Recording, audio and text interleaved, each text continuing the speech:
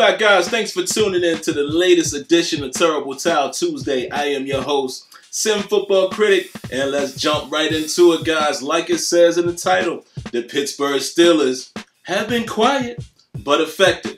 You know, this time last week, we were wondering whether or not the Pittsburgh Steelers would go into free agency and get someone. We were wondering who they would get, what type of funds were available, and we very early found out that the Pittsburgh Steelers, guys, we didn't really have a lot of cap space. You know, if I'm not mistaken, it was reported at one time that it was about $8 million. Then it got down to about 7.7, and then the last that I saw was like around 6.5 or something like that. So roughly we could say if you average it out, the Steelers only had about $7 million or so in cap space. And as you started seeing the inside linebacker position seemed to go very, very fast. You know, a lot of the guys that we had our eyes on, your Anthony Hitchens, you know, your Demario Davis, Avery Williamson, guys like that, and you're seeing the type of price tag they were getting. I started to get a little concerned, guys, because I was thinking these are guys that I think that are at the top of the heap. You know, the guys that I thought would be able to come in and probably be the starter, even if we draft someone, you know, at least allow this guy to, you know, to compete for the starting position. All right, so I started to get a little nervous. But then I paid attention to the safeties. Seems like the safeties were, you know, going relatively slow. You know, the market didn't really seem to be out there, you know, for those guys as far as getting swiped up fairly early. So then here comes the rumors, you know, the Honey Badger.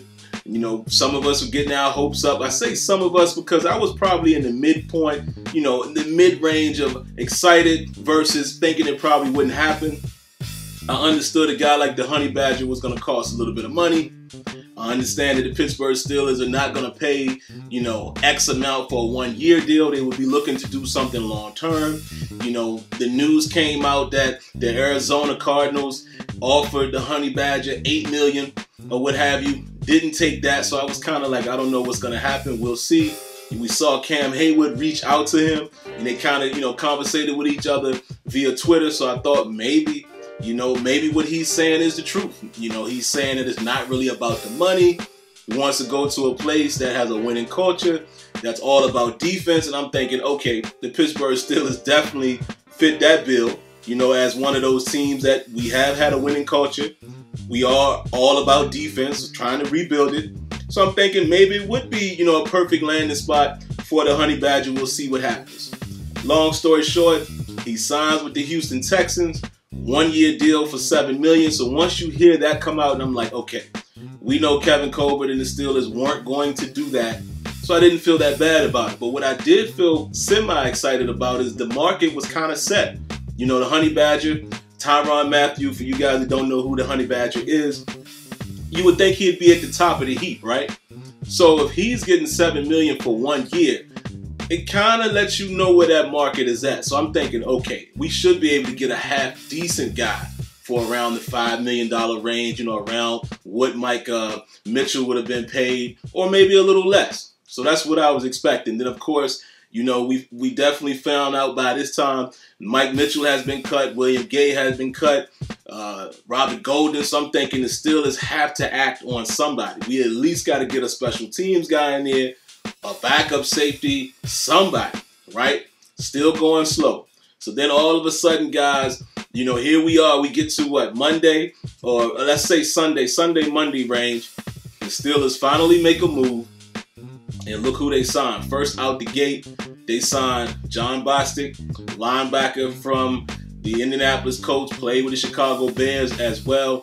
And I kind of forgot about this guy, man, because he did have an injury last year in Week 15 that kind of sidelined him for the rest of the season. It was pretty much categorized as like a sprain. You know, he says he's okay now. He does have a little bit of injury history, so you got to keep that in mind.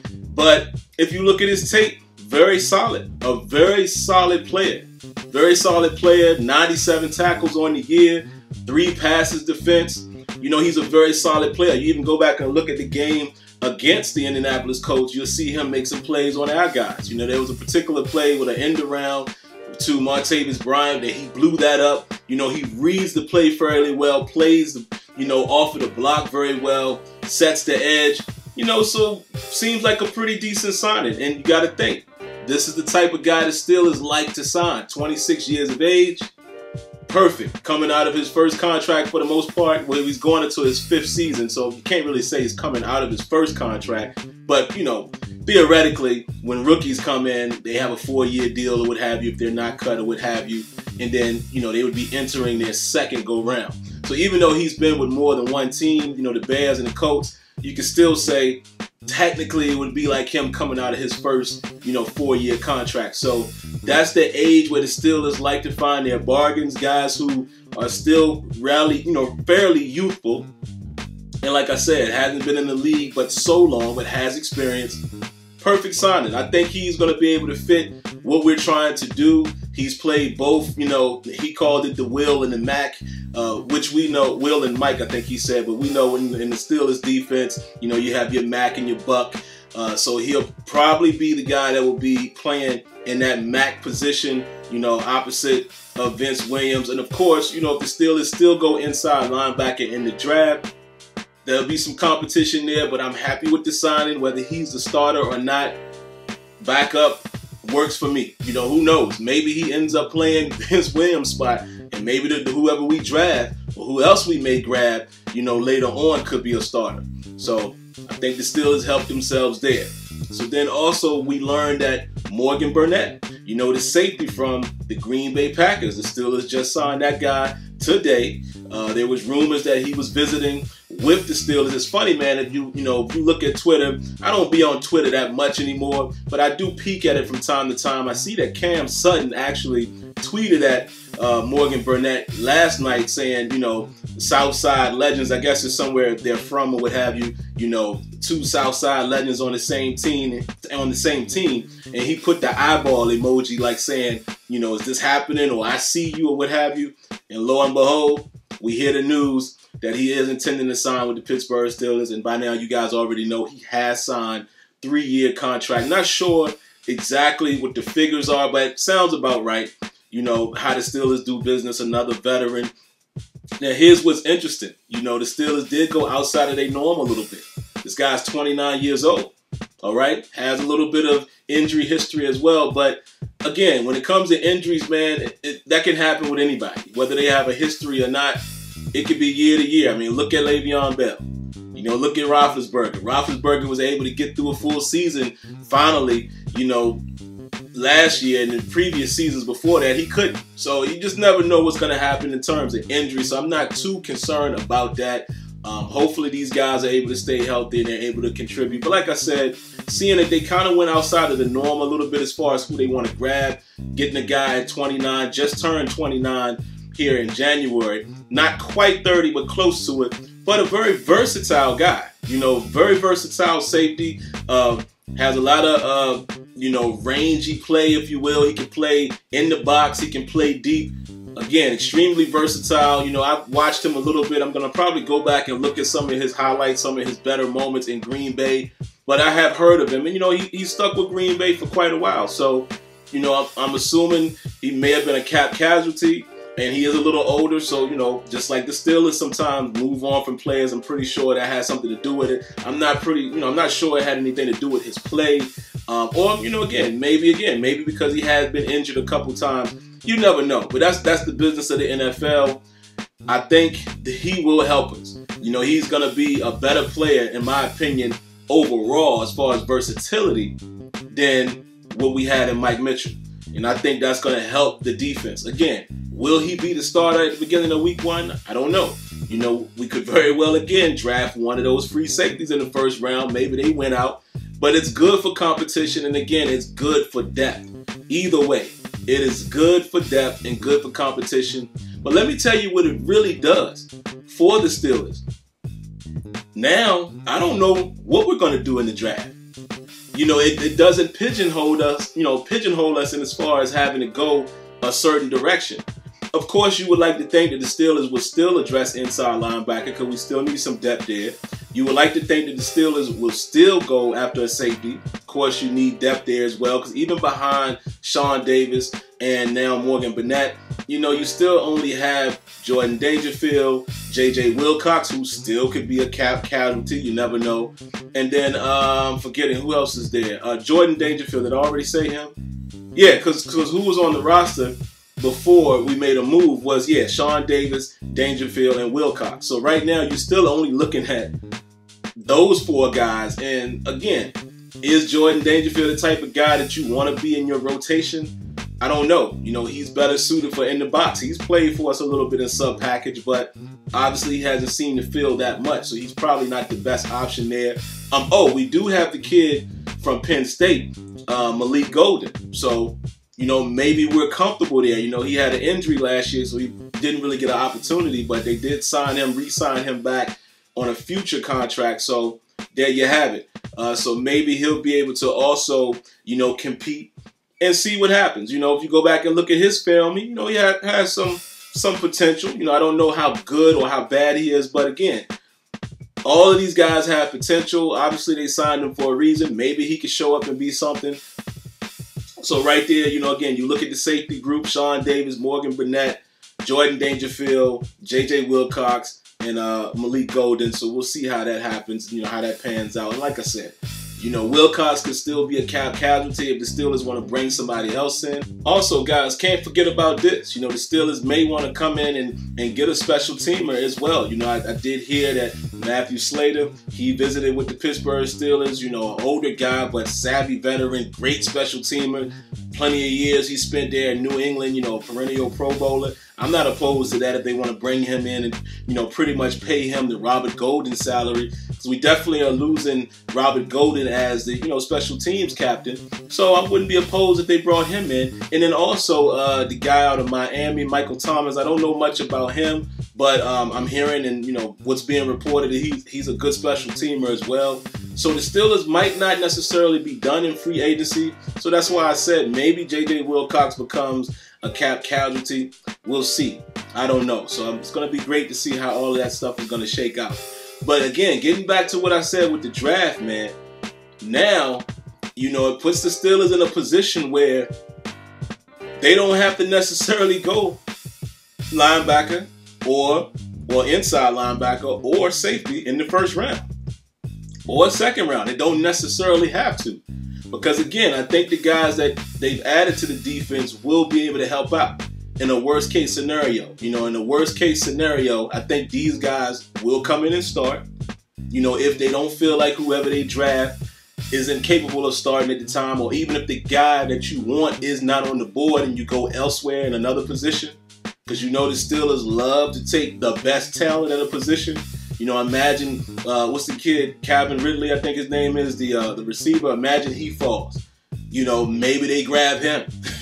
You never know. Because, like I said, they have security already there with Bostic and Burnett, you know, safety and inside linebacker. And maybe, you know, if you find a great talent, a guy that's really, really high on your board, regardless of position, then you can come back in the second and third round or later on and get depth at those positions now. You see what I'm saying? So I have no idea what the Steelers are going to do now in the first round. However, I think if your guy is there, you know, if they have Leighton Vander Esch ranked very high, if they have Rashaan Evans ranked very high, guys like that might be there at 28 in the inside linebacker category, you might still jump on him because he's there, right?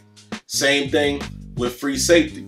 We know now that the Reid kid, Justin Reid, I believe his name is, he's definitely going to be meeting, well, you know, it's saying he's scheduled to have a pre-draft visit with the Steelers, all right? And we already know that they had dinner and met with Jessie Bates when they went to the Wake Forest Pro Day. And again, Ronnie Harrison might be another guy. So definitely keep an eye on who the pre-draft visits are. That's going to tell us a lot. But again, it's going to depend on who's there. I think it definitely depends on who is there will determine whether they take one of those positions early. Because again, the security blanket is there now. In case your guy is not there at 28 or in the second round, you don't necessarily have to go those positions. Because, like I said, you know, nor Burnett or Bostic, neither one of these guys are world beaters or anything like that, but they're solid players. I think they're definitely going to improve the defense, you know, as far as against the run, because, you know, if you look at Pro Football Focus or some of these other sites, both of these guys have played very well against the run. They said, you know, they registered Morgan Burnett only missing 3 tackles last year. You know, that's pretty good. But they say he's very efficient against the run as well as Bostic, which I've seen Bostic. You know, I've definitely seen it with my own eyes looking at his film. Again, good with block shedding, reading the play, breaking up the play, you know, attacking. He has a nice demeanor, you know, the way he goes about playing the inside linebacker position. So my point is, even if they don't start a draft pick, or if they don't get a guy necessarily in the draft that they think can come in and start, I think that the defense can definitely improve, because we still are waiting to see what's going to happen with Cam Sutton now, you know, and seeing if Artie Burns will step up. But again, Morgan and Bostic will definitely help the core group that we already have in place. You know, it's going to help Cam Haywood and Stephon Tuitt and Javon Hargrave and TJ Watt, and we'll see what Bud Dupree is going to do. You know, so I think it still helps to improve the defense. We got a new, you know, defensive back coach, new defensive line coach, even though John Mitchell will still be on staff. So you just never know, you know, what type of sprinkles they're going to throw into the defense and how, you know, our guys will play. But a couple things I did want to mention. Does this mean that Sean Davis is now going to be a free safety? You know, a lot of people are saying, you know, just reading up on Morgan Burnett, that he plays very, very well in the box. You know, so maybe if he ends up being the starter, maybe they have plans on moving Sean Davis to free safety. I don't know. I'm just throwing out speculation. So it's a lot of those things we have to keep our eyes on. Obviously, Cam Sutton is going to take over the role of, you know, what we saw from William Gay last year. I'm pretty sure he's going to be on the field in the dime situation. And again, you know, with Morgan Burnett, his pedigree, being able to line up with guys and following guys, you know, around the field, I'm sure that's going to lend more opportunities as well for us to play the dime. And he's a good tackler. So you never know what's going to happen. And speaking of Bud Dupree, you know, now this might give the Steelers opportunity to go with an edge rusher in the first round. You see what I'm saying? Or maybe they feel like they want to go after Mike Gesicki if he's still there, the tight end. You never know. I don't know if we do that, but I'm just saying. They're not pigeonholed now into having to get inside backer or free safety initially. You know, they can wait and go in the second, third round. See what I'm saying? Now that they filled some holes, so to speak. So it's going to be interesting to see where they go and what they do. You know, a crazy speculation out there saying that they've really been looking at the Randolph kid at quarterback. I would be very shocked if they went quarterback in the first round, but if they do, they do. We'll save that for that time to discuss that. But yeah, man, just overall how I feel about the signings. I'm just glad to see the Steelers do something. They've gone back to their steal away, you know, trying to get these bargain guys at the right price at the right time. Again, Morgan Burnett being a little bit past the age range that they usually look at. But, you know, it's similar to what they did with Joe Hayden. You know, Joe Hayden was 28 when they got him in. So I think Morgan Burnett still has definitely some tread on those tires. And he's going to help us. You know, with his versatility, he's going to give us more options than I guess we could do with Mike Mitchell. No disrespect to Mitchell, man. You know, I appreciate everything he's done for the Steeler Nation. You know, I personally don't think he is as bad as some of you guys would say. I just say he just didn't fit.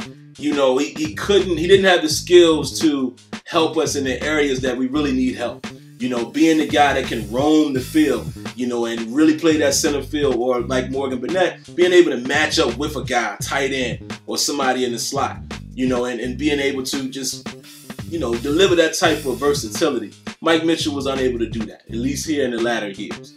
All right, so that's all I got for this particular episode, man. I don't think I'm missing anything.